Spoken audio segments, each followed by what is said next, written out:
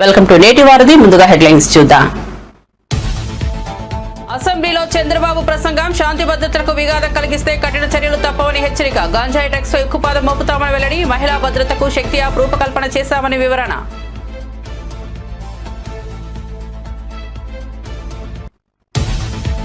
BRS అధినేత K Chandrashekar Rao అధ్యక్షతన తెలంగాణ భవన్లో పార్టీ శాసనసభాపక్షం సమావేశం. బీఆర్ఎస్ ఎమ్మెల్యేలు ఎమ్మెల్సీలు హాజరు. అసెంబ్లీ బడ్జెట్ సమావేశాలతో పాటు ఎమ్మెల్సీ ఎన్నికల్లో అనుసరించాల్సిన వ్యూహంపై పార్టీ ఎమ్మెల్యేలు ఎమ్మెల్సీలకు కేసీఆర్ దిశానిర్దేశం. త్రిపురపై నితిన్ గడ్కరీ హామీ ఇచ్చారన్న మంత్రి కోమటిరెడ్డి వెంకటరెడ్డి. అన్ని అనుమతులు 2 నెలల్లో ఇస్తామని గడ్కరీ హామీ ఇచ్చారన్న మంత్రి. అన్ని క్లియరెన్స్లు వచ్చాక నరేంద్ర మోదీ దృష్టికి తీసుకెళ్తామని చెప్పారని వెల్లడి.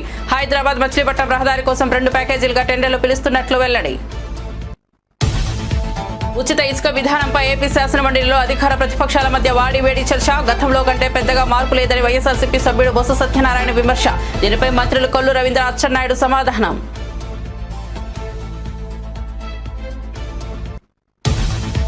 మారిషస్ అధ్యక్షుడికి పవిత్ర గంగాజలాన్ని కానుకగా ఇచ్చిన నరేంద్ర మోదీ. మారిషస్ లో పర్యటిస్తున్న ప్రధాని నరేంద్ర మోదీ. గంగాజలంతో పాటు పలు బహుమతులు అందజేసిన నరేంద్ర మోదీ. మారిషస్ అధ్యక్షుడు ఇచ్చిన విందులో పాల్గొన్న నరేంద్ర మోదీ.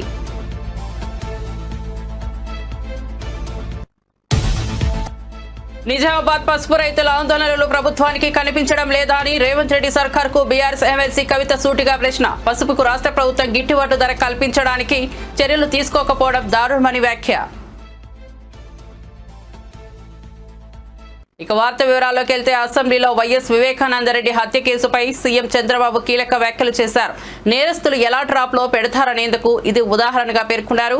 వివేక గుండెపోటుతో మరణించారని మొదట చెప్పి సునీత పోస్ట్ మార్టం అడగకపోతే అంత్యక్రియలు చేసేవారని అన్నారు. ఉదయం గుండెపోటు అని చెప్పిన వారు సాయంత్రానికి మాట మార్చారని, నారాసుర రక్త చరిత్ర అంటూ తప్పుడు ప్రచారం చేశారని ఆరోపించారు. నేను ముఖ్యమంత్రిగా ఉండి 2019లో వివేకానంద రెడ్డి మర్డర్ జరిగింది. తెల్లవారితో వాట్సాప్ మెసేజ్ ఏమని, వివేకానంద రెడ్డి గుండెపోటుతో చనిపోయాడు. ఎలక్షన్ సీజన్, నేను కూడా గుండెపోటు అనుకున్నాను. జనరల్ గా నాకు ఎప్పుడు ఏ ఆలోచన వచ్చినా, ఏ మెసేజ్ వచ్చినా మళ్ళా నేను స్టడీ చేస్తూ ఉంటాను. అలాంటిది నేను కూడా ఎలక్షన్ లో ఉండి క్యారీ అయ్యాను. నాకు ఒక సీఎంఓ ఉంది, ఒక ఇంటెలిజెన్స్ ఉంది, ఒక డీజీపీ ఉన్నాడు, మా చంద్రరాజ మంత్రి. అప్పుడు అందరం ఉన్నాం. అర్థం కాలేదు, నిజం అనుకున్నాం, నమ్మాం. అంటే నేరస్తులు ఏ విధంగా ట్రాప్ లో పెడతారు ఎదరికి ఇది ఒక ఉదాహరణ. దిశ అంతవరకే చెప్తున్నాను నేను ఈరోజు. అది అయిన తర్వాత మధ్యాహ్నాలకి బిల్డప్ అయింది. సునీత గారు అడిగారు దీన్ని పోస్ట్ మార్టం చేయాలని. సునీత గారు గాని పోస్ట్ మార్టం అడగకుండా ఉండుంటే క్రిమేషన్ అయిపోయేది. అంటే నేను ఎందుకు ఇవన్నీ చెప్తున్నానంటే, నేరాలు ఘోరాలు చేసే వ్యక్తుల పట్ల ఏ స్థాయి అయిన వాళ్ళైనా సరే మనం అప్రమత్తంగా ఉండకపోతే మాత్రం మనం న్యాయం చేసినట్టు కాదు, మనం కూడా ఇబ్బందులు పడే పరిస్థితి వస్తుంది. ఆ తర్వాత సాయంత్రానికి అధ్యక్ష ఎప్పుడైతే పోస్ట్ మార్టం చేశారో, ఏ టీవీలో అయితే గుండెపోటని చెప్పారో వాళ్లే సాయంత్రానికి మాట మార్చేసి ఇంతవరకు మా తండ్రి చనిపోయాడు, ఇప్పుడు తండ్రి లేని బిడ్డే కాకుండా చిన్నాన్న ఉంటే ఆ పెద్ద దిక్కు కూడా లేకుండా పోయిందని చెప్తే ప్రజలు నమ్మించే పరిస్థితికి వచ్చారు. 2వ రోజు అధ్యక్ష నా చేతిలో కత్తి పెట్టి నారాసుర రక్త చరిత్రను వేసే పరిస్థితికి వచ్చారు. బాధ కదా దేశ, ఆవేదన కలగదా? ఏంటి ఇలాంటి అరాచకాలు చేసి కూడా రాజకీయాలు చేయగలుగుతావనే ధీమా. నా జీవితంలో ఒకటే చెప్తాను దశ, ఎప్పుడు హత్యా రాజకీయాలు మరక అంటకుండా 45 సంవత్సరాల రాజకీయాలు చేశారు. ఎవరైనా హత్యా రాజకీయాలు చేసిన ప్రజాక్షేత్రంలో పోరాడి అలాంటి వ్యక్తుల్ని శాశ్వతంగా రాజకీయాలు లేకుండా చేశాను తప్ప, శిక్షలు బయటకు చేశాను తప్ప, నేను ఎలాంటి పరిస్థితులు కూడా అలాంటి దీనికి దోహదం చేయలేదు. నేను ఎప్పుడూ చెప్పేవాడిని, ఒక హత్య చేయడం అనేది చాలా ప్రమాదం. పోస్ట్ మార్టానికి కారకులైన వ్యక్తులు మీకు కూడా పోస్ట్ మార్టం జరుగుతుంది, జాగ్రత్తగా ఉండమని హెచ్చరించాను. ఈ రోజు ఈ హౌస్ లో కూడా ఎమ్మెల్యేస్కి అందరికీ చెప్తున్నాను, మీ నియోజకవర్గాల్లో లా అండ్ ఆర్డర్ కంట్రోల్ చేయడం మీ బాధ్యత. లా అండ్ ఆర్డర్ ని మనం గాని విస్మరిస్తే ప్రజల్లో అశాంతి వస్తే కరెక్ట్ కాదు. ఇంకొక విషయం కూడా చెప్తున్నాను, రాజకీయ ముసుగులో నేరాలు ఘోరాలు చేసి ఎదురుదాడి చేసి తప్పించుకుంటా ఉంటే ఈ ప్రభుత్వంలో సాగనివ్వనని మరొక్కసారి చాలా స్పష్టంగా విజ్ఞప్తి చేస్తున్నాను. రీజనల్ రింగ్ రోడ్డుపై కేంద్రంతో సంప్రదింపులు కొనసాగుతున్నాయని మంత్రి కోమటిరెడ్డి వెంకటరెడ్డి తెలిపారు. ఢిల్లీలో కేంద్ర మంత్రి నితిన్ గడ్కరీతో భేటీ అయిన అనంతరం మీడియాతో మాట్లాడారు. సంగారెడ్డి, భువనగిరి, చౌటుప్పల్ వరకు టెండర్ల ప్రక్రియ పూర్తయిందని చెప్పారు. త్వరలోనే ప్రాజెక్టు పనులు వేగంగా ప్రారంభమవుతున్నాయని తెలిపారు. ప్రపోజల్స్ కూడా అలైన్మెంట్ కూడా పంపాలని కూడా వారు చెప్పడం జరిగింది. ఇప్పటికే మేము కూడా అలైన్మెంట్ చేయడం జరిగింది. అది పోయిన తర్వాత ముఖ్యమంత్రి గారితో డిస్కస్ చేయడం జరుగుతుంది. రెండవది ముఖ్యమైనది హైదరాబాద్ విజయవాడ 6 లేనింగ్ సంబంధించి మీ అందరికీ తెలుసు, లాస్ట్ టైం పార్లమెంట్లో ఎన్నిసార్లు నేను మాట్లాడినాను. దానికి సంబంధించి కేంద్ర మంత్రివర్యులు ఒకటే చెప్పారు, దాన్ని మచిలీపట్నం వరకు ఎక్స్టెండ్ చేస్తూ కన్సల్టెంట్ని పిలవడం జరిగింది. నేను అప్పుడు చెప్పాను, మళ్ళీ దీన్ని మీరు మచిలీపట్నం అంటే లేట్ అవుతుంది, ఫస్ట్ ఇప్పుడు Hyderabad border Ramoji film city అవతలకి వెళ్ళి విజయవాడకు ఒక ప్యాకేజు 6 లేన్ కోసం ఆల్రెడీ ల్యాండ్ ఎక్వేషన్ అయిపోయింది, దాన్ని టెండర్ పిలవాలని చెప్పినప్పుడు ఎమ్మడే నేషనల్ హైవే చైర్మన్ గారితో సెక్రటరీ గారితో మోర్ సెక్రటరీతో మాట్లాడి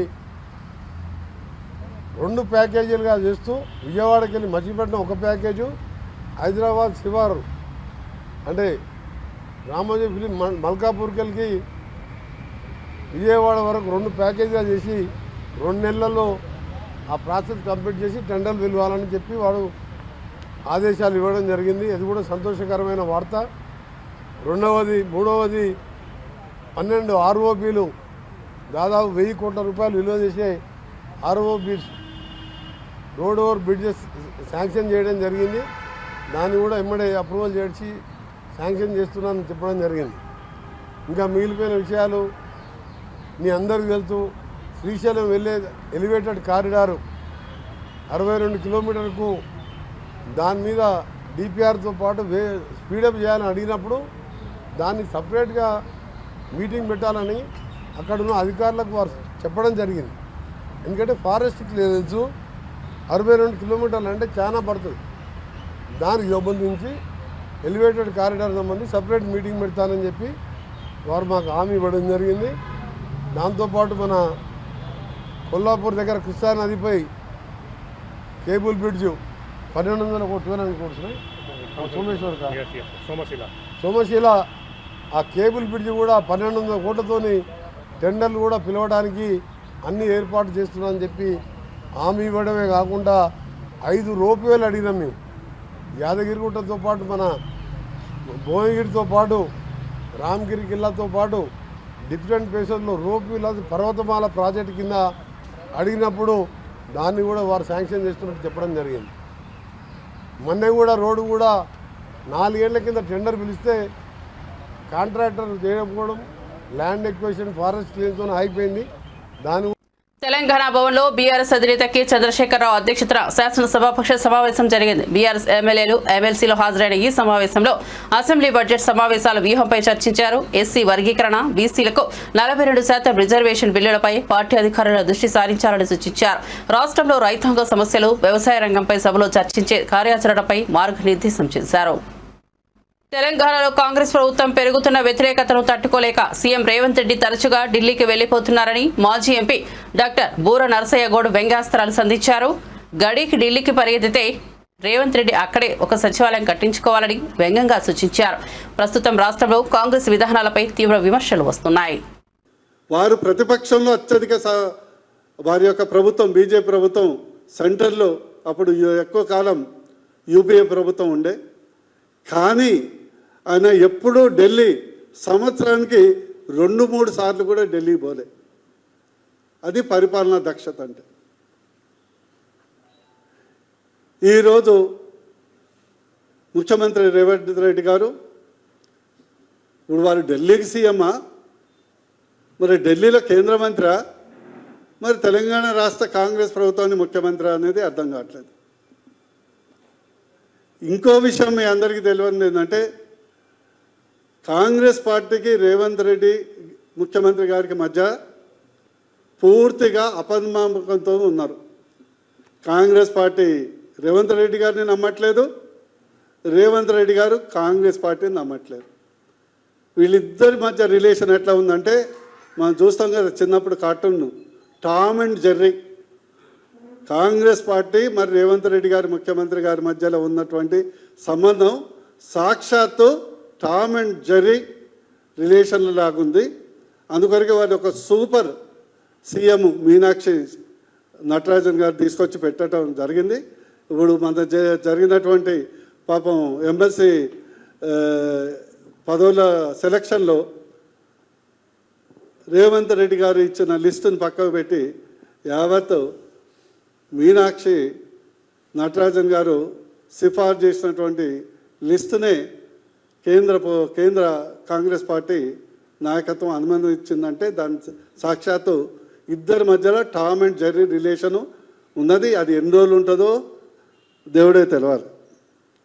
ఇకపోతే నా సలహా మన రాష్ట్ర అభివృద్ధి కొరకు ఈరోజు ఏంటంటే రాష్ట్రంలో ఎవరి దగ్గర చెలి కావలేదు, ఏ వ్యాపారం జరగట్లేదు. రియల్ ఎస్టేట్ అయితే కోమాల ఉంది, నిద్ర కూడా కాదు కోమాల ఉంది. వారికి తెలంగాణ రాష్ట్రం పార్టీలు ఏమైనా కూడా బీజేపీ ఎప్పుడైనా కూడా సబ్కా సాత్ సబ్కా వికాస్. నిజామాబాద్ పసుపు రైతుల ఆందోళనలను రాష్ట్ర కేంద్ర ప్రభుత్వాలు పట్టించుకోవడం లేదని బీఆర్ఎస్ నేత కవిత విమర్శించారు. ఎన్నికల సమయంలో రాహుల్ గాంధీ, రేవంత్ రెడ్డి క్వింటాకు 15,000 మద్దతు ధర హామీ ఇచ్చి ఇప్పుడు మౌనం వహిస్తున్నారని నిలదీశారు. బీజేపీ ఎంపీ ధర్మపురి అరవింద్, కేంద్ర మంత్రి బండి సంజయ్ రైతులను పరామర్శించకపోవడాన్ని ప్రశ్నించారు. తక్షణమే ప్రభుత్వం 15,000 మద్దతు ధరతో పసుపు కొనుగోలు చేయాలని డిమాండ్ చేశారు. జై తెలంగాణ. ఇవాళ నిజామాబాద్లో పసుపు రైతులు ఉద్యమిస్తున్నటువంటి తీరుని మనం గమనించడం జరిగింది. మొన్న మిర్చి రైతులు అదే తీరుగా ఉద్యమించిండ్రు. కానీ మాటలు చెప్పినటువంటి కేంద్ర రాష్ట్ర ప్రభుత్వాలు ఇద్దరు కూడా మరి రైతులకు ఆదుకోవడానికి ముందుకు రావడం లేదు. నిజామాబాద్లో పసుపు రైతులకు 15,000 మద్దతు ధర ఇస్తామని చెప్పి కాంగ్రెస్ పార్టీ అధ్యక్షుడిగా ఉన్నప్పుడు ఇప్పటి ముఖ్యమంత్రి గారు రేవంత్ రెడ్డి గారు మాట ఇచ్చి ఉన్నారు. అదే మాట గౌరవనీయులు రాహుల్ గాంధీ గారు కూడా చెప్తున్నారు. కానీ పసుపుకు ఇప్పుడు కనీసం 11,000, 9,000 కూడా రానటువంటి పరిస్థితులలో ప్రభుత్వం ముందుకొచ్చి మా నిజామాబాద్ పసుపు రైతుల్ని ఆదుకోకపోవడం అన్నది కేవలం రైతుల్ని నయవంచన చేయడమే, మోసం చేయడమే. కాబట్టి తక్షణమే రాష్ట్ర ప్రభుత్వం ముందుకొచ్చి పసుపు పంటను కొనుగోలు చేయాలని చెప్పి కనీసం 15,000 రూపాయలు మద్దతు ధర ఇవ్వాలని చెప్పి నేను డిమాండ్ చేస్తూ ఉన్నాను. అదేవిధంగా పసుపు బోర్డు తీసుకొచ్చామని చెప్తున్నటువంటి భారతీయ జనతా పార్టీ మా ఎంపీ అరవింద్ గారు కూడా మరి ఈ సందర్భంలో కనీసం రైతులను పరామర్శించేటటువంటి పరిస్థితి కూడా కనబడడం లేదు. పసుపు బోర్డు తీసుకొచ్చారు, దానికి చట్టబద్ధత లేదు. పసుపు బోర్డు తీసుకొచ్చినారు, దాంతో పసుపు రైతులకు ఒరిగిందేమీ లేదు. కనీసము ఆ పసుపు బోర్డు ఇనాగ్రేషన్ టైంలో బండి సంజయ్ గారు ఒక మాట చెప్పినారు, మేము చాలా దీంతో పసుపు రైతులకు లాభం చేస్తాము, ధరలు పెంచుతామని చెప్పినారు. మరి ఆ ప్రయత్నం చేస్తున్నట్టుగా కూడా కనీసం కనబడతలేదు. సో ఇవాళ కేంద్ర ప్రభుత్వం కూడా ముందుకు రావాలని చెప్పి రైతులను ఆదుకోవాలి, పసుపు రైతులను అని చెప్పి నేను డిమాండ్ చేస్తా ఉన్నాను. Thank you. జై తెలంగాణ. మద్యం స్కామ్ పై సిట్ విచారణ వేగవంతం చేయగానే తాడేపల్లి ప్యాలెస్ ముందు మద్యం ఫైళ్లు తగలబెట్టినట్లు వార్తలు వస్తున్నాయని మంత్రి అచ్చెన్నాయుడు అన్నారు. పోలీసులు సీసీటీవీ ఫుటేజ్ ఇవ్వాలని 4 సార్లు లేఖ రాసిన జగన్ ఎందుకు ఇవ్వడం లేదని ప్రశ్నించారు. ఫుటేజ్ ఇవ్వడానికి జగన్ ఎందుకు భయపడుతున్నారని నిలదీశారు. ఫైర్ యాక్సిడెంట్ జరిగినా లేకపోతే ఒకరికొకరు పొడుచుకొని మర్డర్ చేసినా సరే ఫస్ట్ హ్యాండ్ ఇన్ఫర్మేషన్ ఏంటంటే అక్కడ ఉన్నటువంటి పబ్లిక్ సమాచారం ఇస్తారు. ఒకవేళ లేకపోతే సీసీ కెమెరాలు ప్రభుత్వం పెడితే ప్రభుత్వం సీసీ కెమెరాలను తీసుకుంటారు. ఒకవేళ ప్రభుత్వం దగ్గర అది లేకపోతే అక్కడ ఉన్నటువంటి షాపింగ్ కాంప్లెక్స్ అయితే షాపింగ్ కాంప్లెక్స్, రెసిడెన్షియల్ కాంప్లెక్స్ అయితే రెసిడెన్షియల్ కాంప్లెక్స్, ఒకవేళ సొంత హౌస్ ఉంటే ఇప్పుడు సీసీ కెమెరాలు లేనటువంటి హౌసులు లేవు, షాపింగ్ కాంప్లెక్స్లు లేవు, అన్ని దగ్గరలో సీసీ కెమెరాలు పెట్టారు అధ్యక్ష. ఆ రోజు ఫైళ్లు తగలబడ్డాయి. వెంటనే ప్రభుత్వం అప్రమత్తమై అక్కడికి వెళ్లి ప్రభుత్వ సీసీ కెమెరాలు ఏవి ఉన్నాయో చూసి మొత్తం వెరిఫై చేశారు. అక్కడ ఉన్నటువంటి సీసీ కెమెరాల్లో కొంత సమాచారమే వచ్చింది. ఆ సీసీ కెమెరాల్లో అక్కడ ఎవరైతే హౌస్ ఉందో హౌస్ నుంచి బయటకు వచ్చి ఇది జరిగినట్టుగా కొంత ఆధారం కనిపించింది. అలాగని చెప్పి మేము విమర్శ చేయలేదు. మా ఆఫీసర్స్ ఒక లేఖ రాసి మా దగ్గర కొంతే సమాచారం ఉంది, మీ దగ్గర కూడా సీసీ కెమెరాలు ఉన్నాయి, మీ దగ్గర ఉన్న ఇన్ఫర్మేషన్ మాకు ఇవ్వండి అని 3-4 సార్లు అడిగితే బాధ్యత కలిగినటువంటి వ్యక్తులైతే కనీసం ఇన్సిడెంట్ జరిగినప్పుడు అక్కడ ఏం జరిగిందో బయటికి చెప్పాలని ఆలోచన ఉన్నటువంటి వ్యక్తులైతే ఇగో మా దగ్గర కూడా ఈ సమాచారం ఉంది, దీన్ని కూడా మీరు తీసుకొని 2 క్లబ్స్ చేసి ఎవడు తప్పు చేశాడో వాడిని శిక్షించండి అని చెప్పాలి అధ్యక్ష. కానీ బాధ్యత రాహిత్యంగా ఇవ్వకుండా మళ్ళీ ఎదురుదాడు అధ్యక్ష. మా నాయకుడిని హతమార్చేయాలని, మా నాయకుడిని దాడి చేయాలని చాలా మంది ప్రయత్నం చేస్తున్నారని చెప్పి మళ్ళీ తిరిగి పోలీస్ స్టేషన్లో కంప్లైంట్ ఇచ్చిన పరిస్థితి అయితే ఏమనాలి? అందుకే మేము స్పష్టంగా ఆరోపణ చేశాం. ఆ రోజు ఏవైతే లిక్కర్కు సంబంధించినటువంటి ఫైల్స్ అన్ని కూడా అక్కడ తీసుకొచ్చి తగలబెట్టారని చేశాం. మీ దగ్గర సీసీ కెమెరా ఉంది కదా, మీ దగ్గర ఇన్ఫర్మేషన్ ఉంది కదా, మీ ఇంట్లో నుంచే వచ్చినట్టుగా, మీ ఇల్లు అంటే మీ ఇల్లు కాదు, అక్కడ సంఘటన జరిగిన దగ్గర ఏ హౌస్ అయితే ఉందో ఆ హౌస్ నుంచి బయటకు వచ్చినట్టుగా ఆధారాలు ఉన్నాయి కదా. మీరు అది బయట పెట్టి నిరూపించవలసింది పోయి మళ్ళీ ఎదురుదాడు. అధ్యక్ష, సమాజం గుడ్డిది కాదు, ప్రజలు గుడ్డివాళ్ళు కాదు. నేను చెప్పిన దాంట్లో అవాస్తవం చెప్పండి. ఒక షాపింగ్ కాంప్లెక్స్ దగ్గర యాక్సిడెంట్ అయితే ఫైర్ది, ఆ షాపింగ్ కాంప్లెక్స్ లోకి వెళ్ళి సీసీ ఫుటేజ్ తీసుకుంటలేదు. అధ్యక్ష చెప్పండి, ఇది ఎక్కడైనా దేశంలో? రాష్ట్రంలో భూ కబ్జాలు పెరిగిపోతున్నాయని, ప్రభుత్వ భూములు, అటవీ భూములు కూడా కొట్టేశారని సీఎం చంద్రబాబు ఆందోళన వ్యక్తం చేశారు. భూ కబ్జాదారులను అరికట్టేందుకు పగడ్బందీగా చట్టాన్ని తీసుకురాబోతున్నామని, అవసరమైతే డ్రోన్ పెట్రోలింగ్ ప్రారంభిస్తామన్నారు. సైబర్ సెక్యూరిటీపై ప్రత్యేక దృష్టి పెట్టామని, 26 సైబర్ పోలీస్ స్టేషన్లు ఏర్పాటు చేస్తున్నామని తెలిపారు. వివేకానందరెడ్డి హత్య కేసును ప్రస్తావిస్తూ మొదట గుండెపోటుగా ప్రకటించి తర్వాత కథ మార్చారని వ్యాఖ్యానించారు.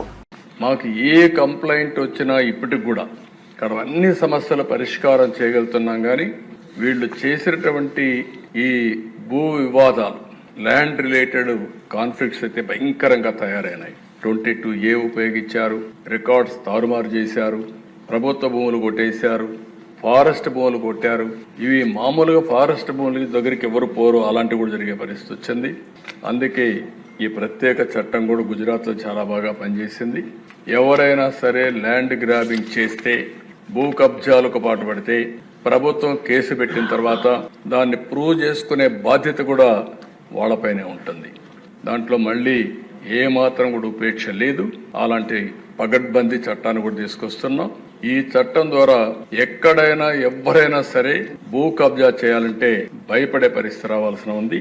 అలాంటి చట్టాన్ని కూడా తీసుకొస్తామని చెప్పి కూడా నేను మీకు తెలియజేస్తున్నాను. అదే మరిగా దిశ ఈరోజు టెక్నాలజీ, డ్రోన్స్ ఉపయోగిస్తున్నాం. ఇంకా మా వాళ్ళందరూ మాస్టరైజ్ చేస్తున్నారు. అవసరమైతే డ్రోన్స్ ద్వారా నైట్ పెట్రోలింగ్ కూడా చేయడానికి, పోలీస్ పెట్రోలింగ్ బదులు డ్రోన్ పెట్రోలింగ్ చేయడానికి కూడా శ్రీకారం చుడుతున్నాం. సీసీటీవీ కెమెరాలు పెడుతున్నాం, లేటెస్ట్ టెక్నాలజీ పెడుతున్నాం. ఒక్కొక్కసారి అధ్యక్ష చాలా మంది కేసుల్లో తప్పించుకుంటున్నారంటే నేరాలు చేయడం, సాక్ష్యాలను తారుమారు చేయడం, తద్వారా పనిష్మెంట్ లేకుండా తప్పించుకునే పరిస్థితికి వస్తున్నారు. కానీ ఇటీవల డిపార్ట్మెంట్ మీరు చూస్తే చాలా గట్టిగా పనిచేసి 2-3 నెలల్లోనే శిక్షలు పడే కన్విక్షన్ వచ్చే పరిస్థితి తీసుకొచ్చారు. దానికి డిపార్ట్మెంట్ మనస్ఫూర్తిగా అభినందిస్తున్నా. ఇది వండర్ఫుల్ వర్క్. దీన్ని ఇంకా పకడ్బందీగా మనం చేయాల్సిన అవసరం ఉంది. ఇది కూడా చేస్తామని చెప్పి నేను మీకు తెలియజేసుకుంటూ, ఉచిత ఇసుక విధానంపై ఏపీ శాసన మండలిలో అధికార ప్రతిపక్షాల మధ్య వాడివేడి చర్చ జరిగింది. ఉచిత ఇసుక విధానం వల్ల గతంలో కంటే పెద్దగా మార్పు లేదని వైఎస్ఆర్సీపీ సభ్యుడు బొత్స సత్యనారాయణ విమర్శించారు. దీనిపై మంత్రులు కొల్లు రవీంద్ర, అచ్చెన్నాయుడు సమాధానమిచ్చారు. ఉచిత ఇసుక విధానం అమలులో సమస్యలను అధిగమిస్తూ ఎప్పటికప్పుడు సరళీకృతం చేస్తూ వస్తున్నామని మంత్రి కొల్లు రవీంద్ర తెలిపారు. రోజు ఎంతకు దొరుకుతుంది అంటే ఉచిత ఇసుక అన్నప్పుడు 375 రూపాయలు ఒక టన్నుకి ఉచితంగా అది అదనంగా సేవ్ అవుతుంది. ఇప్పుడు హ్యాండ్లింగ్ ఛార్జీల్లో 25 రూపాయలు సేవ్, అంటే 400 రూపాయలు తగ్గాలి. 10 టన్నుల లారీకి ఒక టన్నుకి 400 లెక్కన తగ్గితే 4,000 రూపాయలు, 10 టన్నుల లారీ అయితే 4,000 రూపాయలు తగ్గాలి. దయచేసి అది తగ్గిందా లేదో ఒకసారి వెరిఫై చేయమని మంత్రి గారు మీ ద్వారా రిక్వెస్ట్ చేస్తాను.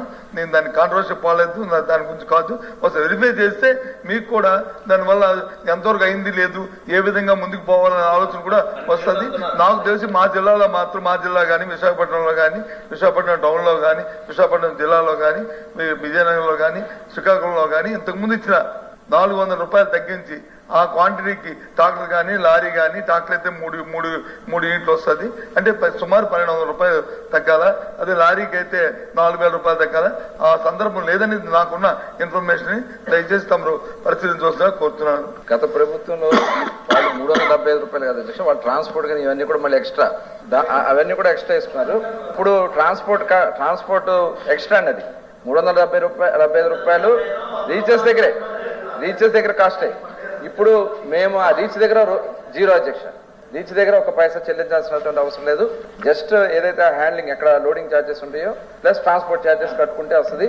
ఇదే విశాఖపట్నంలో అధ్యక్ష 1700 రూపాయలకి అమ్మారు అధ్యక్ష.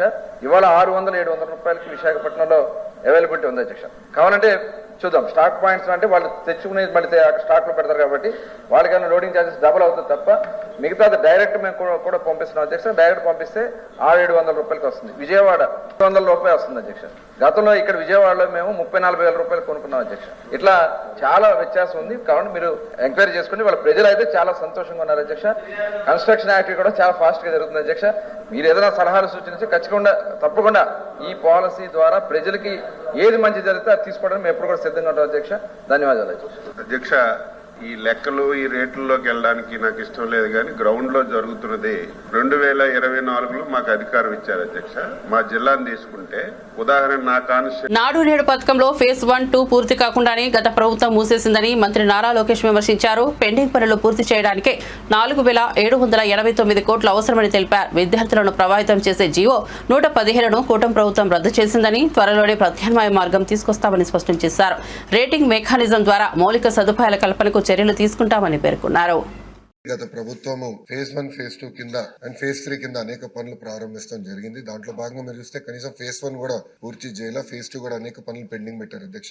ఈ రెండు పూర్తి చేసేదానికి సుమారుగా 4,789 కోట్ల రూపాయలు మన ప్రభుత్వానికి అవసరం ఉంటుంది అధ్యక్ష. ఇదంతా చూసిన తర్వాత ఫస్ట్ నేను అనుకుంది, ఎందుకంటే ఈ కుటుంబీ ప్రభుత్వం ఏర్పడడానికి ప్రధానమైన కారణం కూడా మనం 117 జియో రద్దు చేస్తామని చెప్తాం జరిగింది. ఎందుకంటే విద్య అనేది పిల్లలకి దూరం అవుతుంది, మళ్ళీ ప్రాథమిక విద్య తీసుకురావాలన్న ఆలోచనతో ఆ ఫోకస్ కి వెళ్దామనే లక్ష్యంతో ఉన్నాం అధ్యక్ష. దాంట్లో భాగంగా ముందర జియో 117 కి ఆల్టర్నేటివ్ తీసుకురావాలి. అది చూసుకున్న తర్వాత ఎక్కడ ఇన్ఫ్రాస్ట్రక్చర్ అవసరం ఉందో అది బేస్ చేసుకుని ఇన్ఫ్రాస్ట్రక్చర్ బిల్డ్ చేయాలనే లక్ష్యంతో మన ప్రభుత్వం ఉంది అధ్యక్ష.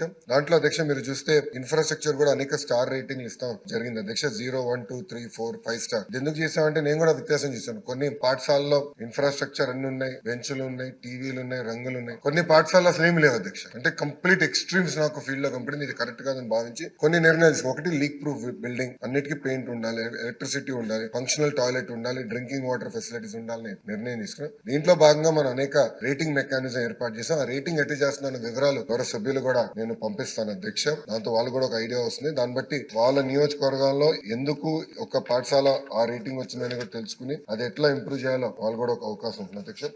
ఇప్పుడు వాస్తవంగా అధ్యక్ష అన్ని ప్రభుత్వ పాఠశాలల్ని మనం 5 స్టార్స్ రేటింగ్ తీసుకురావాలి. సుమారుగా ఈ రోజు SSR రేట్ ప్రకారం 13,526 కోట్ల రూపాయలు అవసరం అధ్యక్ష. సో ఇదేదో ఒక్క రోజులో చేసేస్తాం, ఒకేసారి అయిపోతుంది అనుకుంటాం, ప్రమాదకరం. చేయలేం అధ్యక్ష. ఒక రోజు అయ్యే పని కాదు. అందరం కలిసికట్టుగా పని చేస్తే ఒక 5 నుంచి 7 సంవత్సరాలు పడుతుంది అధ్యక్ష. ఇక్కడ నేను గౌరవ సభ్యులందరినీ కూడా ఏంటంటే మనం కూడా ప్రభుత్వ పాఠశాలల్ని దత్తత తీసుకుని లోకల్ CSR నిధులు కానివ్వండి, ఇతర వేరే కార్యక్రమాల ద్వారా నిధులు జతపరిచి ఈ ప్రభుత్వ పాఠశాలని ఇన్ఫ్రాస్ట్రక్చర్ ని ప్రధానంగా ఇంప్రూవ్ చేయాలని గౌరవ సభ్యులందరినీ కోరుతున్నా అధ్యక్ష. ఎస్ఎల్బీసీ సొరంగ మార్గంలో గల్లంతైన వారి కోసం 18వ రోజు సహాయక చర్యలు కొనసాగుతున్నాయి. ఇంకా ఆచూకీ లభించిన 7 కోసం సహాయక బృందాలు అవిశ్రాంతంగా పోరాడుతున్నాయి. మంగళవారం రోబోలను సైతం రంగంలోకి దించారు. రోబోటిక్స్ బృందం ఒక రోబోతో సొరంగంలోకి వెళ్లింది. మొదటి షిఫ్ట్లో 110 మంది రెస్క్యూ టీం టన్నెల్లోకి వెళ్లి గాలిస్తోంది.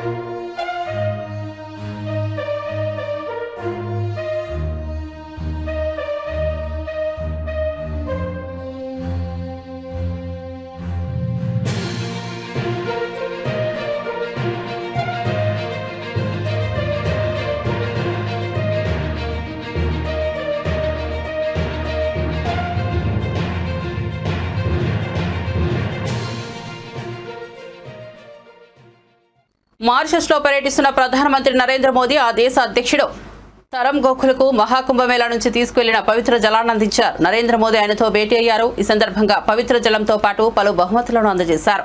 అనంతరం మారిషస్ అధ్యక్షుడు ఇచ్చిన విందులో పాల్గొన్నారు. అంతకుముందు మారిషస్ ప్రధాని నవీన్ రామ్ గోలంతో నరేంద్ర మోదీ భేటీ అయ్యారు. ఆ దేశ జాతిపిత సిఓ సాగర్ రామ్ గోలం పేరుతో మీద ఏర్పాటు చేసిన బొటానికల్ గార్డెన్ను వారు సందర్శించారు. ఇరువురు ప్రధానులు గార్డెన్లో చెరొక మొక్క నాటారు. అమ్మ పేరిట మొక్క నాటినట్లు నరేంద్ర మోదీ ఎక్స్ వేదికగా వెల్లడించారు.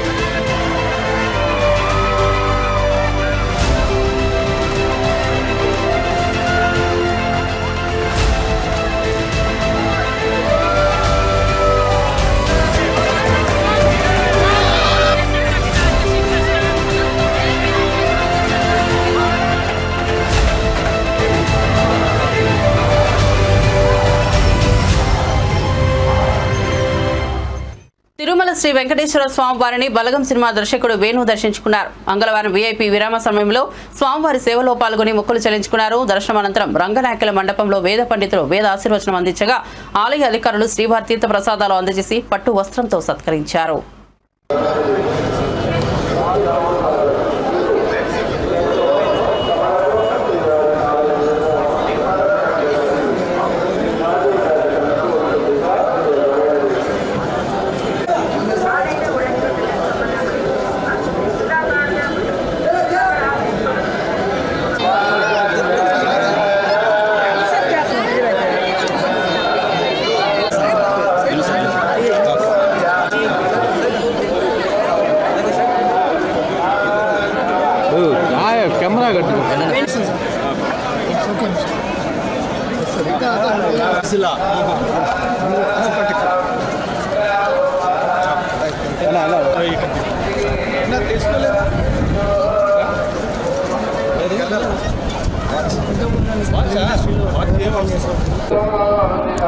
అందరికీ నమస్కారం అండి. ఏడుకొండలవాడ వెంకటరమణ గోవింద గోవింద ఆపద ముక్కుల గోవింద గోవింద. సో నేను త్వరలో నా రెండో సినిమా మొదలు కాబోతుంది. సో దానికోసం స్వామివారి ఆశీర్వాదం తీసుకుందామని వచ్చాను. సో నెక్స్ట్ మళ్ళీ ఎస్విసిలో రాజుగారి బ్యానర్లో దిల్రాజు గారి బ్యానర్లో నా రెండో సినిమా చేస్తానండి. త్వరలో స్టార్ట్ కాబోతుంది. మరిన్ని అప్డేట్స్ కోసం చూస్తూనే ఉండండి నేటి వారధి.